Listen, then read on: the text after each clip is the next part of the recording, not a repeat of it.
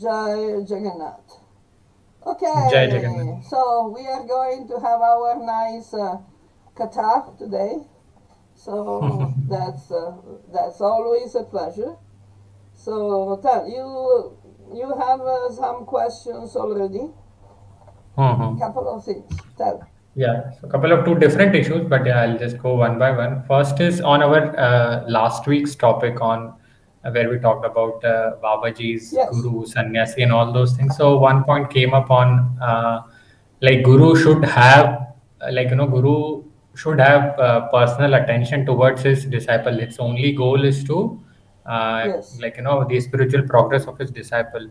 But we've seen Yeah. in past. Yeah. Mhm. The spiritual, Yeah. the overall progress, not just Mm-hmm. spiritual, Okay. but the guru also has to consider the material position of the disciple because Mm-hmm. the sadhana and the expectations should be adjusted about, around the actual, you know, circumstances because you cannot just check the spiritual advancement. You also have to see the overall situation. Okay, go on. Okay.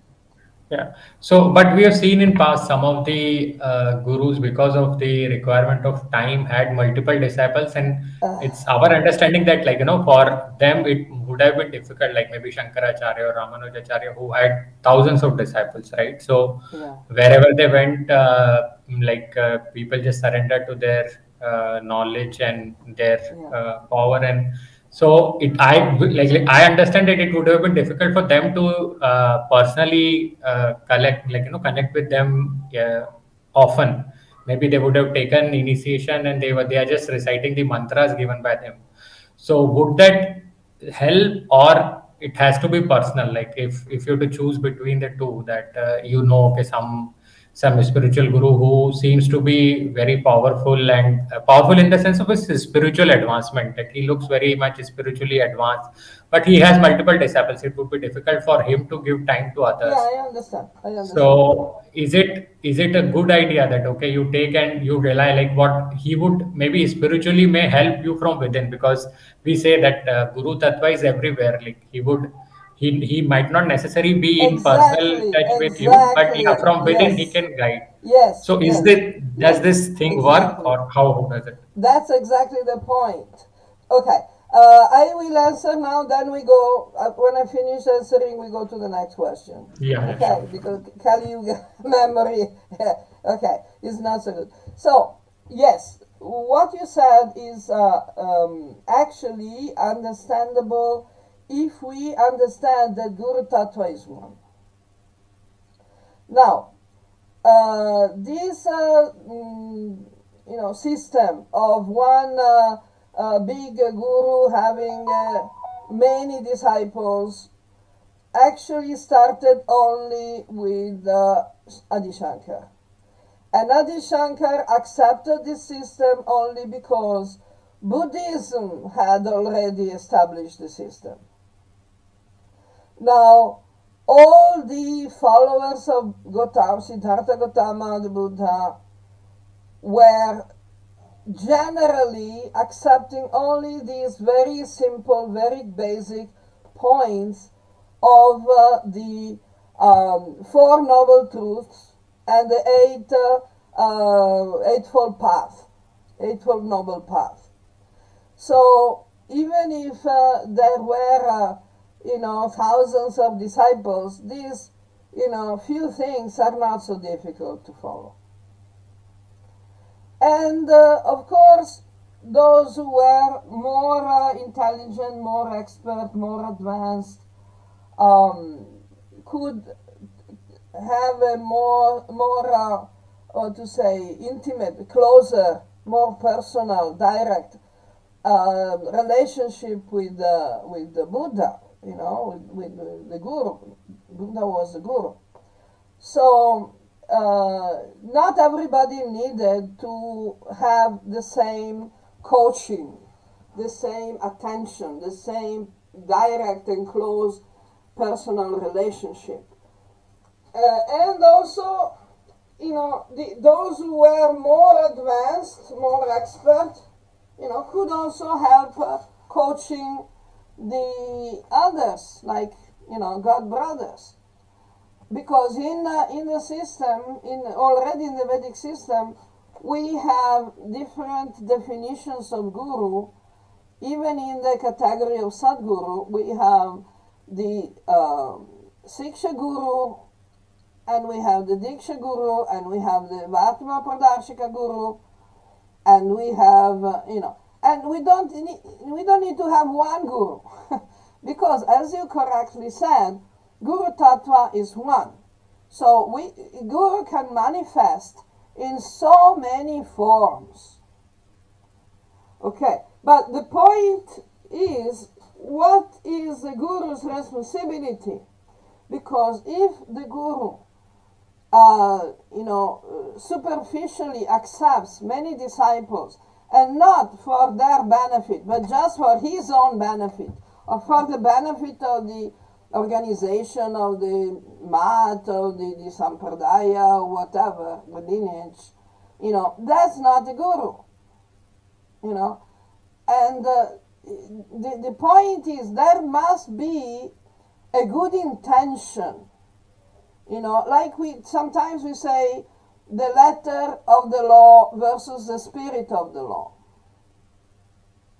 Now, it is not that the Guru must live with the disciples, all the disciples 24/7, because that's not practical. It is, even in the Gurukula, in the original, genuine Vedic system, the Guru also had, elder disciples, elder sons, who were, watching out and taking care of the younger ones. And still, the number of students in the Gurukul could not be excessive, because there were so many gurus. There was a village guru. That was the Brahmana. The Brahmana of the village was a guru. Because Brahmana is a teacher by professional occupation. So he must be a guru. And in general, for this type of Gurukul, only the basics were taught. So in the Gurukul, that was not a Sadguru, not necessarily a Sadguru. It was just a Guru who was watching the kids, and trying to ascertain the potential of each student, each child, so that each child, after being taught the Samanya Dharma, would come to a personalized coaching to develop his individual personal potential to be a good member of society. Now, the Sat Guru, idea of the Sat Guru, is more connected with moksha. The Guru of the Gurukul was an overall Guru who would teach the children about Dharma, Artha, Kama, and Moksha, but not specifically Moksha, because we were children. You don't talk about Moksha to children, because they're not ready. You cannot talk about a lot of transcendental subjects, to 10-year-old children, because it's they're not able to understand or to apply to that usually.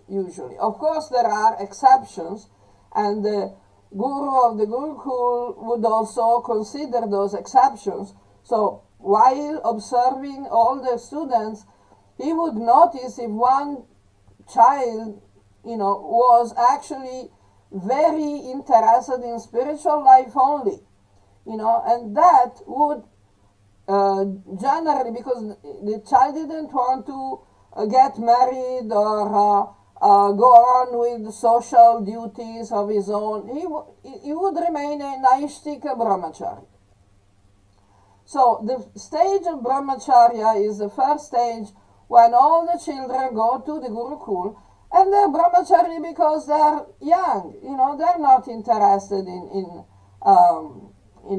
family matters or sexual relationships or whatever, because they are not, they don't need it. So children can still see people as persons, not based on the body. And this is a time when the concept of Brahma Acharya, behaving like Brahman, should be instilled into the children as the basis of Dharma.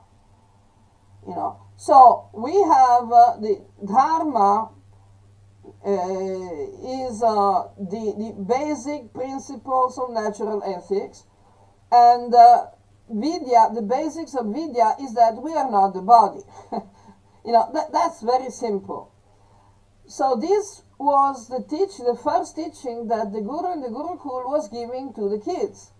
So Dharma first, and this is Samanya Dharma. This is for everyone, even for Shudras, because it doesn't take a lot of, intellect or brain potential to understand that one should not have body identification prejudice, because the Shudra needs to relate with the employer and with people not based on the employer's body, shape, age, or anything else. If the employer gets sick, it's not that, or is, has an accident and becomes handicapped in any way. The Shudra should not say, oh, okay, you're handicapped, so, I don't need to listen to you. You're just a lame, stupid, lame, cripple, This is based on, bodily prejudice. And also, a Shudra should not make distinctions about the colors. Like if the employer skin is darker or lighter, he should not have any prejudice. He should not make any calculations about that. This is the actual Vedic society where the basics of Dharma and Vidya were taught to all the children. Then, of course, we go, after the Dharma training, we come to the Artha training, the Kama training, and the Moksha training. But that is very basic. The Guru in the Gurukul is not expected to know everything about all the Vedas and everything. In fact, we have the tradition that in descendants of Brahmanas till today, they have these family names like Dvivedi, Trivedi, Chaturvedi, because not every Guru, not every Brahmana was expected to know everything. Now, depending on the level of knowledge and realization of each Guru in the Gurukul, he could give more training to a particular group class of students. Like, for example, Drona was more expert in martial arts and not so good in philosophy, But the Guru of the Gurukul, village Gurukul, was only expected to teach the basic Dharma and Vidya, reading and writing, and the basics. Then, if he was very famous, for being very knowledgeable and realized and everything, he would get more students even after the Gurukula age. Because in the original system, there is no sectarianism. One can go and have as many gurus as he wanted. He would learn from one guru, then when the student has learned from the guru everything that the guru can teach, the student is supposed to offer guru dakshina and then goes away. Not that he remains a student for the rest of his life, except in the case of the brahmachari, Naishtika brahmacharis, where the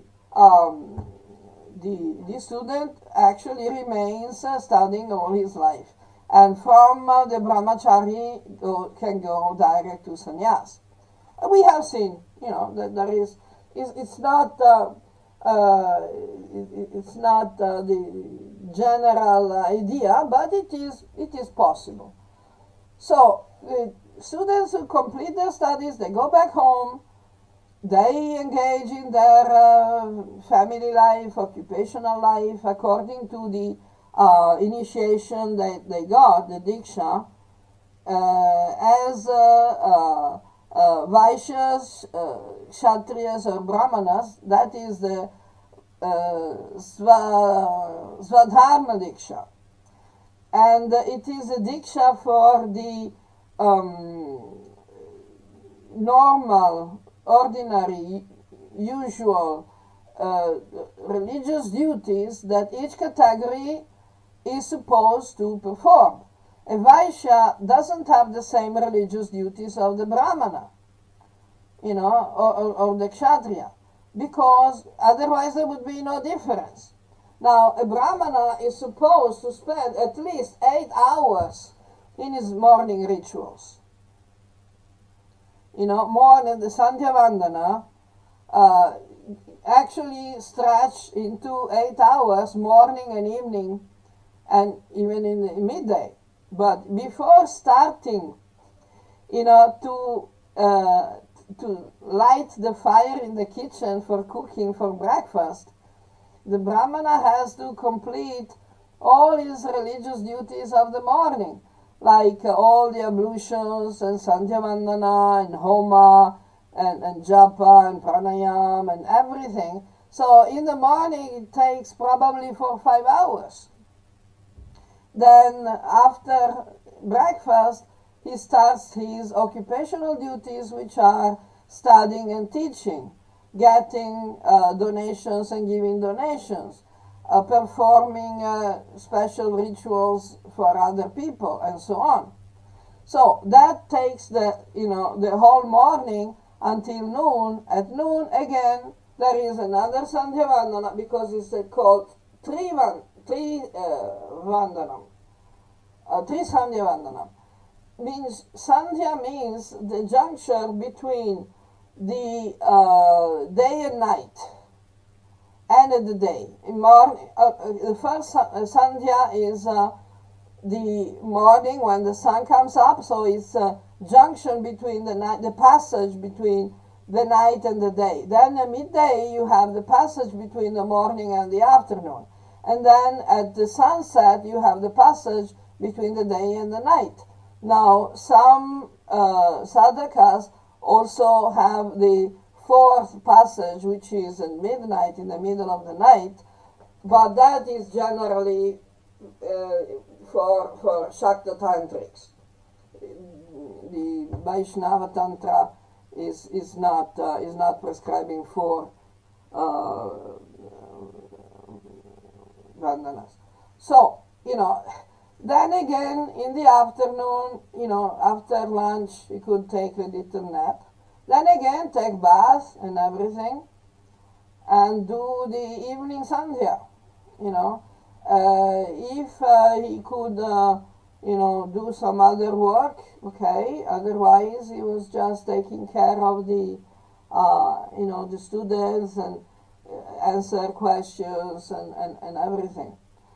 So it, a Brahmana religious duty is a pretty tight schedule. Kshatriya religious duties are just in the morning. He does less rituals than a Brahmana, of course, but he's still supposed to do the Trisandhya Vandana. And instead of his rituals taking 8 hours, maybe they take 4 hours, 3 hours, you know. So he just do the Sandhya Vandana, the Surya Namaskar, the Tarpana, you know, those things, and you know, arati to the house deities, and, you know, something that in total in the day could take 3-4 hours, not more than that. And for the rest of the day, he was sitting in assembly, you know, going to patrol the kingdom and everything, or sending his qualified family members to help patrol the kingdom. A Vaishya would have even less religious duties. Means that a Vaishya is just doing what most shopkeepers do. You know, he wakes up and takes bath and, you know, still doing the Gayatri, Sandhya Vandanam, but that will just, you know, chant 10 times the Gayatri mantra. That doesn't take, you know, even 5 minutes, you know. Then he's not required to do a homa, he's not required to do much. And the worship to the family deities can be very quick, you know, because even when we do the puja, the normal puja usually takes what, 10 minutes, you know, 15 minutes max, you know. Especially if you're not overcomplicated in the decoration of the deities and stuff. But again, this type of decoration and things is shared by the family of the Vaishya, because the wife also helps, you know, the older children can also help, you know, because any child can make a garland, flower garland, you know, any child can, you know, help cleaning up a little bit the puja room and everything, you know, fetch the water, you know, even the Shudra can fetch the water, it's not a big deal. And the Shudra had zero duties, religious duties, except that of being honest and, you know, practice the basic Samanya Dharma and behave decently, you know, but otherwise he didn't have to do any ritual. And this was the Guru of the Gurukul. You know, to learn all these things doesn't take so much, you know. But the Guru has to make sure, under his own responsibility, that each child that goes, you know, goes through the process of Gurukula training actually is, you know, qualified for the particular varna that the Guru assigns to him.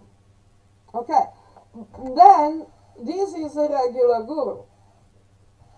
As I said, some of these regular Gurus were also more advanced and realized in the transcendental level. So if any child was interested, could also teach that, which includes the Sudra children, because devotional practices are not, what to say, out of the reach of the Shudras. You know, Bhakti doesn't have any varna, doesn't have any social requirement. So, of course, among the things that were happening at the Gurukul every day, because the Guru was a Brahmana, he had to go through all these, 8 hours of religious rituals and worship.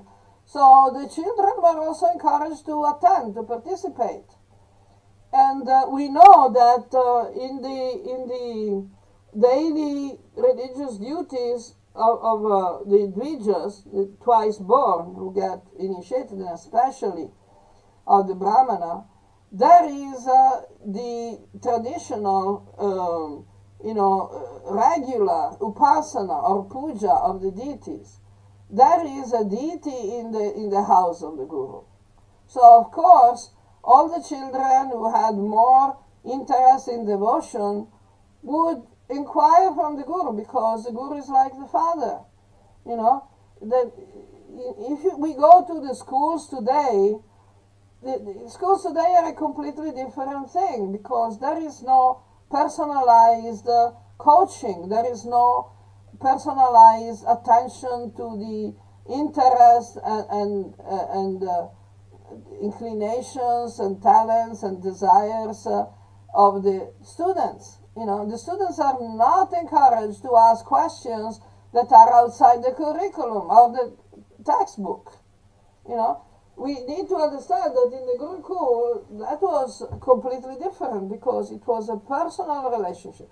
That's why we discuss, Adi Shankar says that Guru is someone who has actually realized, he knows what is teaching and has realized personally what is teaching, demonstrating it in practice, and is only interested in the benefit of the disciple. This is the most important thing. Now, as we said, after graduating from the Gurukul, the vast majority of students could also go and find some other guru who was able to teach them something more. So we see normally in the life of great spiritual personalities, that they went to a specific guru for a specific training. So they may have gone to the yoga guru, the tantra guru, the bhakti guru, or the ritualistic, the karma kanda guru, the jnana kanda guru, upasana kanda guru, because each guru was, even in the category of brahmanas, each person, each brahmana is personally, individually able and interested to do some things, not all the things. So depending on the inclination, there were a few gurus who were very expert in Jnana-kanda, for example. So they were very versed in all the Vedas and everything. Other gurus were more interested in the details of rituals, but because in Kali Yuga this is more difficult, gradually these very expert Karmakanda gurus became less, less present in society. Then at some point, due to Kali Yuga, the situation became worse and worse, and the Brahmanas who were supposed, descendants of Brahmana families, the Brahma Bandhus, were supposed to be Brahmanas, actually, became less and less qualified. So the entire society started to suffer. And we know from the general, narrative, especially the Vaishnava narrative that recognizes Buddha as one of the 10 main avatars of Vishnu, the society became so, decadent, degraded, and lost so much that Buddha, appeared and started his preaching, and really simplified the entire Vedic system to the bone. So he told, many people today, they're presenting Buddhism in a variety of manners, but some even say that Buddha was against the Vedas or against the idea of God. This is not correct, because Buddha didn't speak against these things. He just told his followers, don't worry about that. Don't try, don't hurt yourself trying to understand things that you're not able to understand. So just keep it to the ABC. ABC means the Four Noble Truths. If you don't understand that the material things are temporary, you are going to suffer. If you have attachment and identification with the material things, body and whatever pertains to the material body, you will suffer. If you want to get happiness through your body, you will suffer, basically. And this is the same knowledge that we have, same vidya that we have from the genuine Vedic system. So, in this way, Buddha could accept a greater number of followers and disciples because he was just preaching, a very simplified version of Dharma and Vidya. Yet, we have seen that this type of new system of, getting more people do the most basic things did not work very well because, soon after the Buddha's death, there was a great division of traditions, of schools in Buddhism. So we have the Hinayana, we have the Mahayana, we have the Vajrayana, and then when even centuries later, when the Islamist raids started and the Buddhists had to run away from India, the great Buddhist universities were destroyed, Nalanda, Takshashila, and everything. The Buddhist monks ran away from India and then went east, mostly. So they went into China and up to Japan. So even other schools of Buddhism developed, like the Zen school, like the Nichiren Daishonin school. It took centuries, but because there was no direct relationship, no direct and deep relationship between the teacher and the student, the tradition got changed a lot. Because this is inevitable. When the guru doesn't have a direct relationship with the student, with the disciple, disciple is left relatively free to understand whatever he wants. And nobody's checking. So he can come out with, weird stuff, and mixing it with his previous beliefs and everything. You see how different is the Lamaism from the Zen Buddhism. It's like, we're two completely different religions. So at some point, because Buddhism had taken so much hold in India, Adi Shankar appeared to bring back the consciousness of the Vedas.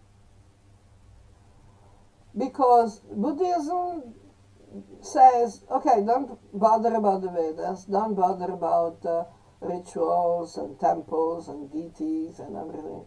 Although the Mahayana Buddhism still bothers with temples and deities, but of Buddha, but okay. So Adi Shankar wanted to bring back the mass of people into the mainstream Vedic concept. So he did a revolution of his own. As we were mentioning, he introduced the idea of the mat. So he transformed the role of the sannyasi. Previously a sannyasi was just supposed to be someone who was preparing for his own death, so that he would not take birth, be forced to take birth again. Now with Adi Shankar, the sannyasi took up the tasks of the Brahmana, the Grihastha, which is like a big revolution. So instead of the Gurukul, he created the mat. The mat was there was no such thing as maths before Adi Shankar. So but as we said last time, because sannyasis are not supposed to indulge in material, mundane activities, instead of teaching how to read and write, specifically in the dharma, artha, kama, and moksha, they only taught about moksha. So they became gradually more like sadgurus only. But with the same structure of the Buddhist schools, university, monasteries, or whatever. So the guru became less responsible for each specific disciple. Although the same teaching of Adi Shankara still stands. Anybody who wants to teach, even as a subordinate guru, in a parampara, he's not the guru, but he's a subordinate guru. He's like a school, class monitor, senior student or junior assistant lecturer, whatever, At least he has to actually know and understand what he's teaching, and he needs to be concerned primarily with the benefit of the students, which is, logical. It is not difficult to understand that the teacher should be, concerned about the progress, the benefit of each student. So, the matha system became more branched in the teaching system, and the teachers were the foremost disciples of the guru, the acharya, the mahant of the mat. And this we have the concept of ritvik. It means that these, subordinate teachers were not taking the full credit for the teaching, because they were still following the directions of their guru. As long as their guru remained as the head of the mat, the subordinate teachers were still giving the credit to the head of the mat. So when they gave initiation in the traditions of the mat, especially that initiation is initiation of the mat is an initiation into the jnana kanda or upasana kanda, not into the karma kanda. Okay? Because initiation to karma kanda has to be given by someone who's not a sannyasi. But for the upasana kanda and the jnana kanda, it was okay, because in any way the mats were only supposed to teach about moksha. So, you don't need to teach about, be concerned about artha or kama. You just teach a dharma, which is a samanya dharma for everyone, and moksha directly. So, the subordinate teachers were just helpers. So a mahant, a guru, the head of a mat, could actually have thousands of disciples like Adi Shankar did. Adi Shankar said that the guru has to be concerned only about the benefit of the disciple. He didn't say that, like in the original system, the guru had to have a personal, direct, close relationship with each disciple. He didn't say that.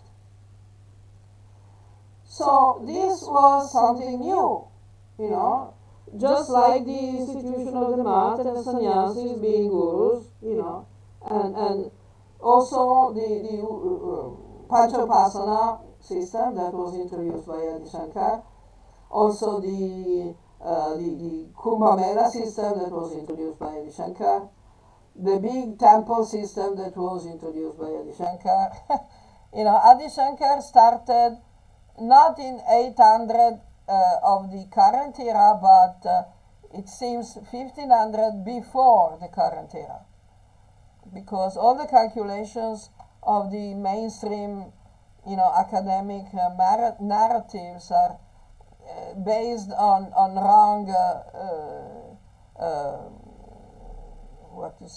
theories. When you go to the mainstream academia and see when Buddha was born, when Adi Shankar was born, it's all wrong, because they had to fix these dates arbitrarily, and considering that the Abrahamic centered view of the world, that was the entire world was created in 4004 BC, but the deluge, the universe, the big flood, that destroyed all civilizations and practically all human beings, happened, I don't remember exactly when they said, but it was something like 2000 BC. So they surmised that before 2000 BC, nothing had ever happened. There was no civilization. So they had to give a particular time scale to the first civilizations that the Abrahamic center, the academia, could consider, which was the Sumerian civilization. But the Sumerian civilization, the dating of the Sumerian civilization, was also very arbitrary, because the archaeologists only took from the literature sources what they liked. It's famous. Probably you never heard about Berossus and Manetho, because that's not something they teach in school at general level. But Berossus and Manetho are the main sources for the history of all civilizations in the Mediterranean area before 200 BC. The Berossus and Manetho lived in around 200 BC at the court of the Ptolemy pharaoh, that was expanding the library of Alexandria. So he got these two people and asked them to write the history of the world before their times. So Berossus wrote about the Chaldeans, or all the Middle East civilizations, which is Sumerian, Assyrian, and everything, Persian, up to the Persian Empire and up to Alexander Empire. And Manetho wrote the same about Egypt. So all the information that even the mainstream historians got, is from these two sources. But they didn't like the idea that both Berossus and Manetho wrote that the actual civilization started 150,000 years before, which was not acceptable according to the calculations that the Bible-thumping scholars were making. So they just threw away whatever they didn't like that Berossus and Manetho wrote, and fixed this date of around 2000 AC, BC. So that is the idea. But according to that calculations, they also applied the same calculations to the Indian history. And because the Vedic system was not particularly interested to calculate any dates, because the idea is that there is a cyclical progress of time, not a linear progress of time. So it's not that, the human beings started at some point and then continually became more and more evolved until today. No, this is not the Vedic system. The Vedic system says that at each cycle we have a civilization grows, then flourishes, and then decays, and then dies. And then another civilization comes up. This is a cyclical time progress. Of course, the archaeologists, Abrahamic-based archaeologists could not accept that. So they applied their idea of linear progress to the Indian history, and they didn't care that there were more people, several people in Indian history who had the name of Shankar, or so they made their own calculations. But Adi Shankar had a good 2,000 years to come to, shape, the Adi Shankar's tradition had, good 2,000 years to come to shape what we know as Hinduism today. Hinduism today is not exactly the original Vedic system. But it is important to understand the original Vedic system because Hinduism, as established by Adi Shankar, is a temporary reformation of the original Vedic system. It's not a totally new religion. It's just a reformation of the Vedic system. So we could, likely have to reform it again. If we want to reform it again, we should reform it by knowing the original Vedic system, because if we try to reform Hinduism without knowing the original system, it's like,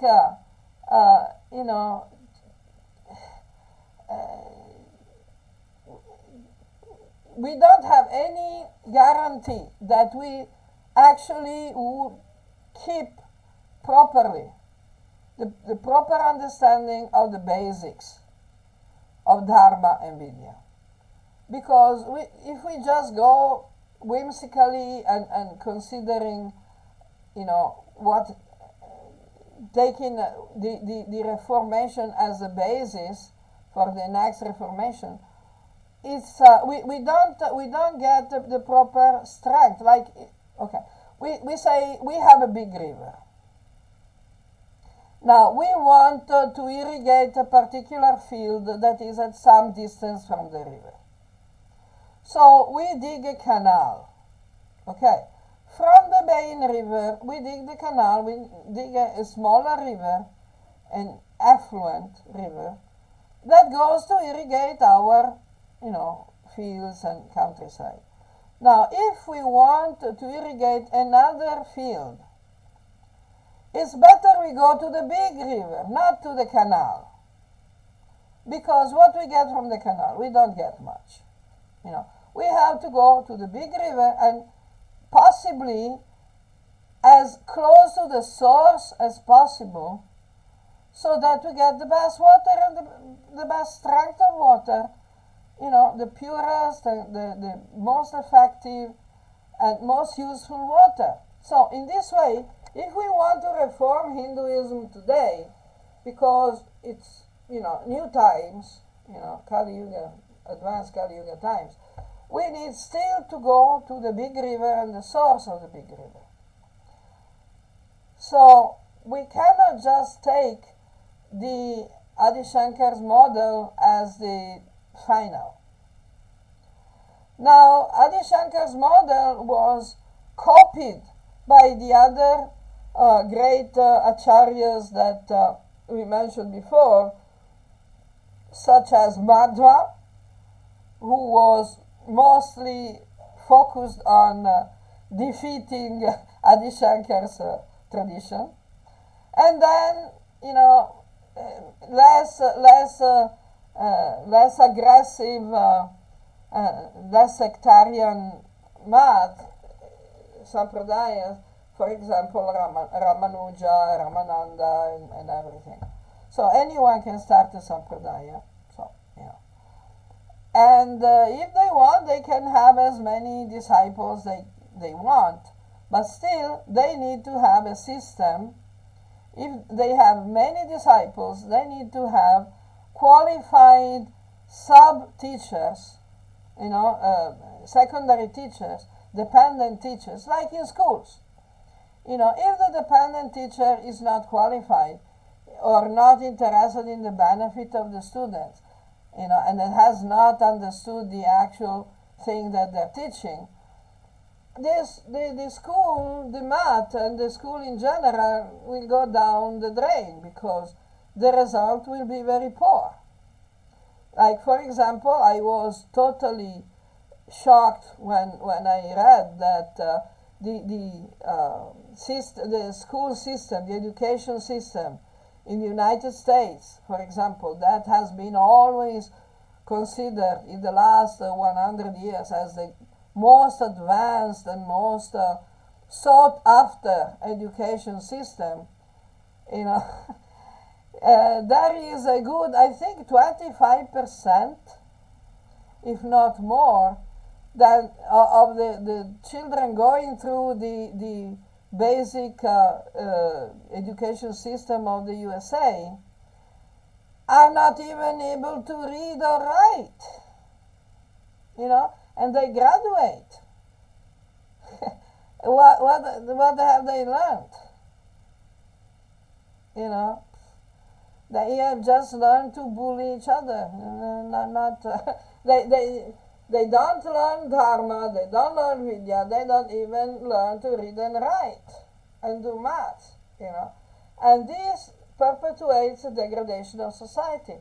So another thing that I read about the United States, 1 on 10 children in the United States lives below poverty line. The homeless population has become huge, a huge problem, and people are really having lots of problems in surviving and dealing and, having social interaction. We can have a look at the most recent productions of the entertainment industry in the United States. We have something like The Last of Us, It's called dystopian, but this reflects the actual society that is already happening in the United States today, not in a distant future after the nuclear explosion. The type of relationship interactions and level of people, level of knowledge in people is the same. So, the question was, should we accept this matha system? Or should we go for a traditional, closer relationship between the guru and the sishya? Well, as long as the matha system doesn't become a political party that requires blind loyalty, we can, because we can take diksha from the Shankaracharya line, then we can take diksha from maybe not the Madhvacharya line, but we can take a diksha from the Gaudiya Vaishnavism line, because if we go back only to the times of Chaitanya, practically all of them had taken all the sannyasis in the Chaitanya's group had all taken diksha from the Shankaracharya line. Mm-hmm. All of them.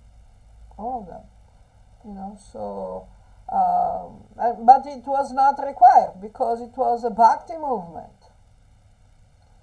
Bhakti doesn't require a dharma and vidya diksha, doesn't require a matha or a gurukula diksha. That is why Chaitanya was freely distributing the Harinam, the names of Hari, Vishnu, Harihara, whatever. It was freely distributing. That is called the Harinama Diksha. But that doesn't require any ritual. So it's open to everyone. And I can give Harinama Diksha to you in 5 minutes. I just have to, pronounce the mantra correctly and to tell you what are the yama, niyama, and sadachara requirements, the rules, the vrata rules that you have to follow. That takes 5 minutes. And it can be done, through internet. It doesn't require going there and touching the feet and, giving the garland. All these are all, what to say, they're not compulsory. If you want to do, that's nice, because, it's nice exchange, because there is still a relationship. There is still an exchange of affection and care and everything. So, if you want to go and have a in-person meeting, okay, no problem. Direct, presence, meeting in presence, it's very good. You want to make some rituals, especially a public ritual, that is for society, because you want society to know that you have that relationship with that guru, with that sampradaya, and therefore you are a member of that sampradaya. So they know what is your social position, what is your ideological position, your level of dedication position. But that's social. That has nothing to do with the spiritual advancement of the disciple. With the benefit of the disciple. If the disciple thinks that it is beneficial for him that society knows that he is an initiated disciple of such and such, okay, well, that's also, he thinks it is benefit. Maybe it is, why not? But that's not required. The problem is when the people who are not qualified cause a loss of connection with the source. Like Krishna said in Gita, he says in Gita, Sakalaneha Mahata Yoga-Nashta Parantapa. Yoga-Nashta, the connection is lost, is destroyed. Because of the people in the line becoming less and less qualified until a point when they're not qualified at all. So, if the sub-teachers are not qualified at all, and the primary teacher or acharya is dead, so he cannot, or maybe he's not dead, but in whatever way he cannot intervene. Like for example, we know ISKCON in the Saraswata Gaudiya Vaishnava movement. In the last years, Prabhupada had, Bhaktivedanta Swami Prabhupada had no way of interacting with people except for a small group that was practically keeping hostage, and already they were making changes even in the books that he had written. So now it has been calculated today that only in the Bhagavad Gita there have been something 7,000 changes from what Bhaktivedanta Swami actually wrote to the Gita that is now distributed by ISKCON. So Bhagavad Gita as it is maybe not. But anyway, so the point is that if the sub-teachers that represent the Sampradaya and the Acharya as Ritviks, not as independent gurus, because they're never independent gurus. If they want to be independent gurus, they actually have to get personal full responsibility for each student, each disciple they accept. They're just Ritviks. Ritwik gurus, which means they represent the real guru. So, if they just represent the real guru, they give dikshas in the name of the real guru or acharya, but they're not interested, they're not qualified, and they're not interested in the benefit of the disciple, they are not gurus. So, you see. So it's better to know that guru is not a particular person who has a certificate.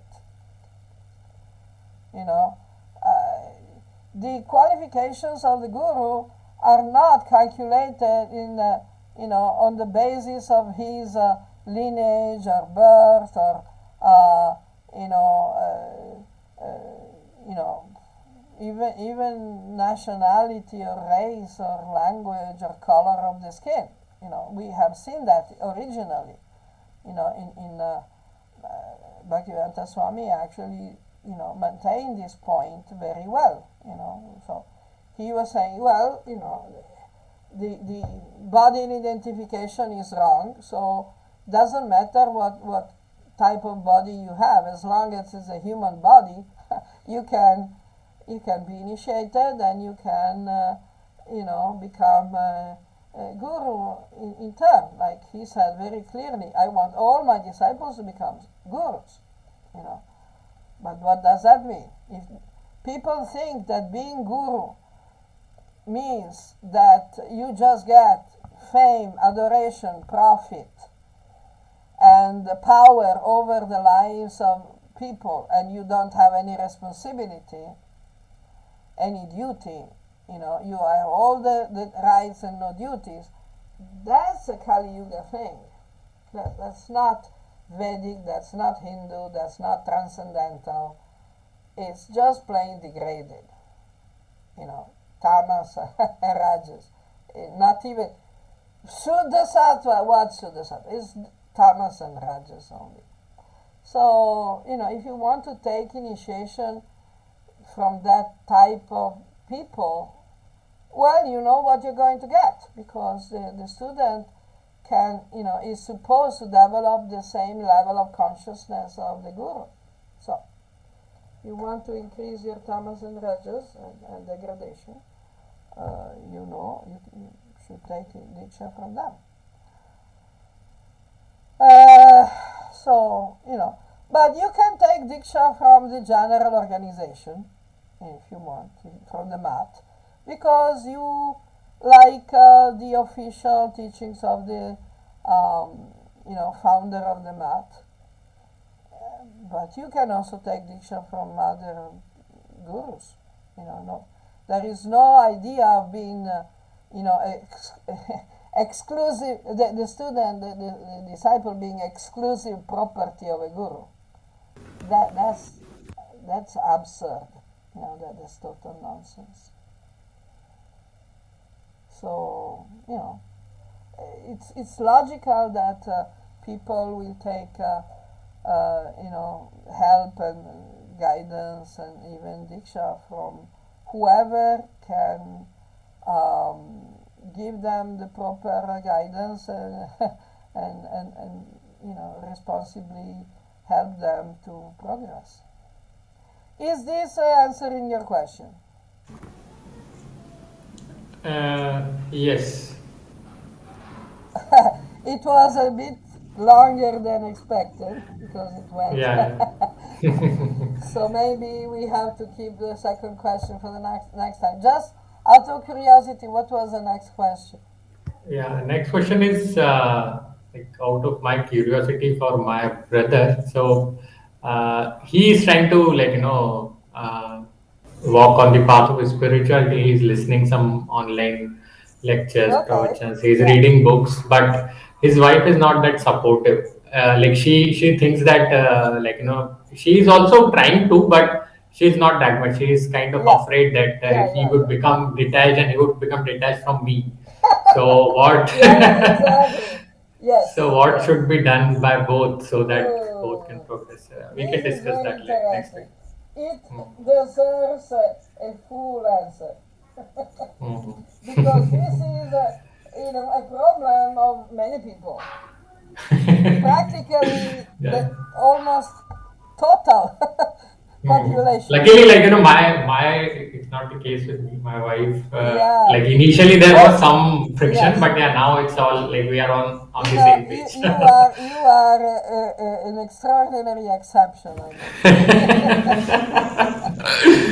Yeah. Luckily, Krishna gave me so Yeah, that kind of again, vibe that as I told you before, this is because of your good karma, good realization. You have come, far, into spiritual life, spiritual progress. So of course, because you are more solid, you get solid relationships. You get better relationships. It's not discrimination. It's not saying that someone is better than someone else.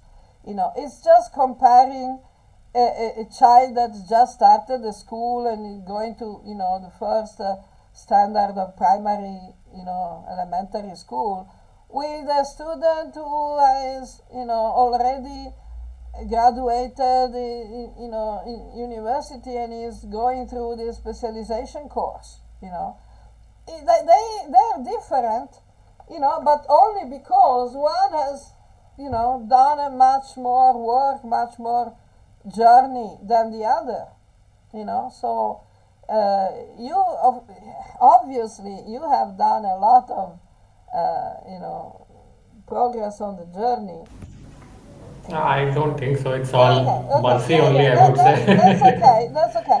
But the point is that the vast majority of people, you know, are interested in religion at a very canista level. Means they just want, to pray God to pass the exam, to get a decent wife or a decent husband, or to, get some cure for some disease, or from some problem, some financial problem, or whatever. So this is something that people do in all religions. you know Even people who don't have any religion, when they are in a particularly tense situation, they pray God. They say, "Oh God, oh my God." So it's not particularly qualifying one for spiritual advancement. Now, people, like Krishna says in Gita, there are four types of people who come to me. Artha, Jigyasur, Artharthi, Jnanicha. Artha is one who is suffering. When someone is suffering, they pray God. They think about God. Jigyasur, one who knows, who wants to have knowledge. Wants to have to understand. Someone who's asking himself questions like who I am, what I'm doing here, what is the purpose of life, why I'm getting suffering, why I cannot get complete happiness, why blah blah blah blah. All the jigyasu, someone who wants to know. Okay. Artharthi, one who wants something valuable, like we were saying before. Academic title, pass the exam, a good professional position, get a job, a good private life, family life, get a decent wife or husband, a good standard of living, so get some money. So artharthi means valuable things, not just money. Whatever valuable someone wants, that is more relaxed than someone who's actually suffering. They just wish to have a better life. Okay, that's not wrong. You can always try to improve your life and everything. So artharthi. Jnani cha. The jnani is someone who has the knowledge. And Krishna says in Gita that Janmanam Bahunam Ante Jnanamam Prapadyate Vasudeva Sarvamiti Samahatma Sudurlabha. After many births, like I was saying, after a long journey, from the first standard of elementary school to the specialization in university, Bahunam Janmana, this takes many lifetimes. Ante. Jnanamam Prapadyate. The Jnani, one who has knowledge, actually reaches the point where he can understand there is something beyond this life, beyond Artha Jigyasura Arthati. We want to have something more that makes us really happy, unconditionally happy. And that Satchitananda is not in the material world. The Satchitananda is in ourselves. And this is when they come to Vasudeva Sarvamiti. They can understand, they can see, they can perceive God everywhere. And this is transcendence, because everywhere is very transcendental. Transcendental doesn't mean that you don't have to follow the rules. Transcendental means that you see God everywhere. So, this is how it works. So, your brother can definitely get benefit. You have to see what is his exact situation, what kind of, progress he has done, what is exactly his position in knowledge and realization. Then we can think how to help. We also have, again, as I said before. So what I feel, he's sincere. He's trying to chant. He's trying to read. He's trying to. So yeah. But he's not getting that support that freely. Yeah, but as I said before, in the first seconds of our meeting today, the Guru has the responsibility of knowing what, the overall situation of the disciple, material and spiritual and material. So if you want to be a guru for your brother, you can be. No, you can. I'm not joking. It's true. Because Guru is a heavy word. Yeah, I can. No. Guru is not a heavy word. Even someone who can teach you just to read and write is a guru. You can do. Come on. Who cannot do that?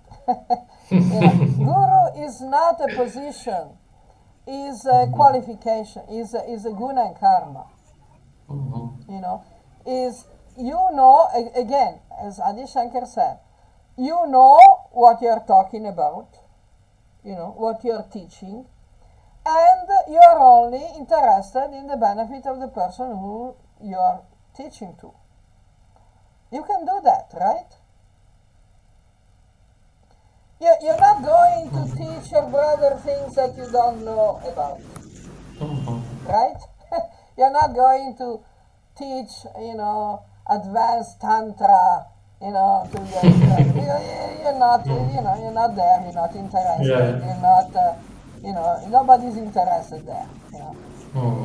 You just have to teach your brother how to come to your same level. Any guru can only take the disciple up to his own level. A guru cannot throw the disciple beyond his own level. It's not happening. It's not happening. It's not possible. Any guru, however expert and advanced or whatever, can only bring the disciple up to his own point. Then, if he's a good guru, because he only wants the benefit of the disciple, he will tell, my dear disciple, my dear student, I have taught you everything I know. Now I give you my blessings. You can go and find a teacher, who knows more than me. Because this is Satyam. This is the basics of Dharma. You remove Satyam, there is nothing left. No Dharma is left. Whenever there is no Satyam, talking about Dharma is toxic and ridiculous. And it's very damaging. Because as Gita says, when someone is in ignorance, they will systematically present Dharma as adharma and vice versa. Adharma they will present as Dharma. And if someone is in Rajas, they will say, this is Dharma because it suits me. So sometimes what he presents as Dharma can be actually good, sometimes can be bad. We don't know. It depends on his personal material interest, because it suits him, presents you something as Dharma, which may not be. In tamas, it is systematically the opposite. If you see someone who is behaving in a tamasic manner, you can be sure that whatever he's presenting as Dharma will be the opposite. So you do good doing exactly the opposite that he's telling you to do. So you'll be better positioned. So again, anyone can be guru. What's the big deal? But we have to have, first of all, we have to have the basics of Dharma and Vidya, which you have. So, if you want, I can help, but depends who is taking the responsibility, of the progress, and who's monitoring the progress. I cannot if I don't have a direct contact. I cannot do it. You have to do. So you naturally become his guru. Think about it. We talk again about this. how to be guru for others. Because Sure. We need real gurus. We don't. We should just abandon this fake, entertainment people. Most gurus, so-called gurus today, they're just entertainers. Who are looking for customers, paying customers, to support their business. So we need real gurus. Maybe, simple gurus, basic gurus, but we need real gurus, solid stuff. A solid meal is better than the fake feast. So let's go ABC again. We have to go back to the source, to the ABC. Okay, thanks, and we'll discuss again. We'll talk again. I think for today we can stop here. Okay. So, Sure. Jai Jagannath.